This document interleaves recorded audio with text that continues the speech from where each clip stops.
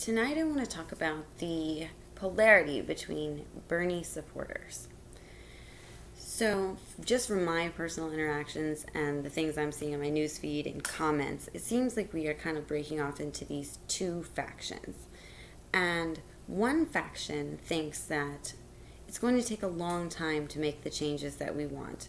It's going to take a lot of work and effort and maybe even decades. And we, as a people who have educated ourselves on history, must accept the fact that incremental change is the only way of going about change at all.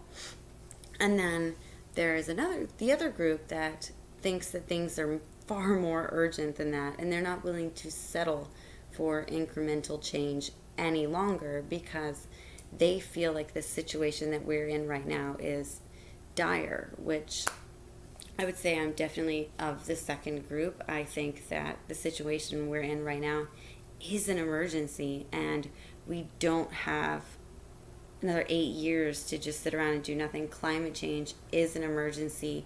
War is an emergency right now. But I have personally thought about this for like a while now. I have, since like really getting into politics and learning the truth about what's happening within our government for the last 5 years that I've been researching it, I had already kind of reached the point where I thought we were totally fucked, and I was doing my downhill slide into hopelessness and powerlessness. And that's kind of around the same time that Bernie actually announced that he was running. And all of a sudden, I was just like consumed, and I knew that this was our peaceful way out. This was our way to reclaim our country and our democracy and give ourselves a fighting chance against the atrocities that we are witnessing at this point. So it was like I was re-energized. I was full of feeling the fucking burn, man. It was just, there was so much light and hope for the future, and God, we were on fire and we did everything.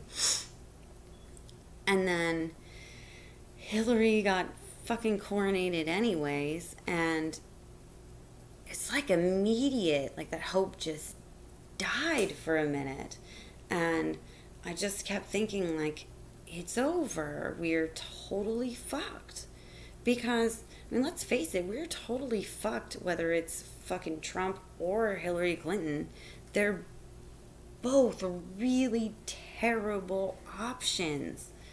Both are going to lead us into war. Both are death sentences for the incredibly poor people in America, and I am one of those fucking people, man.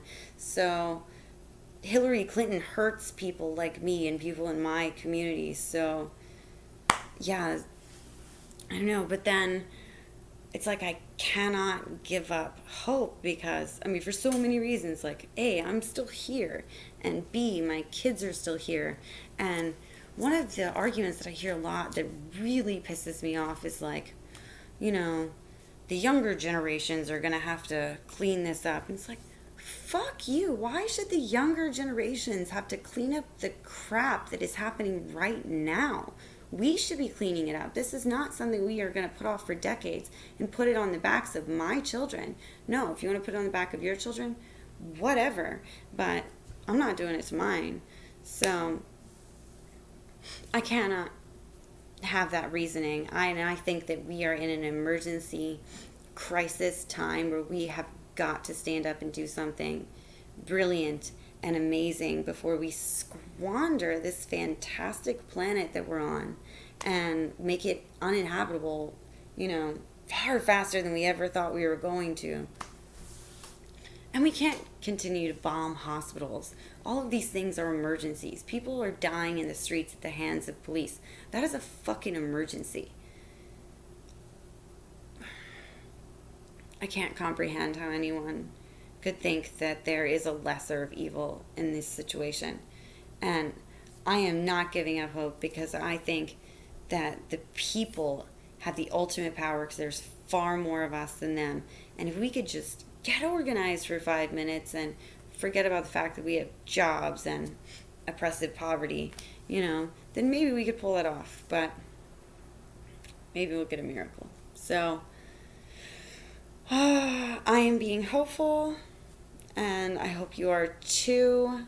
But voting for the lesser of two evils is still fucking evil. So, ready for November. Good night.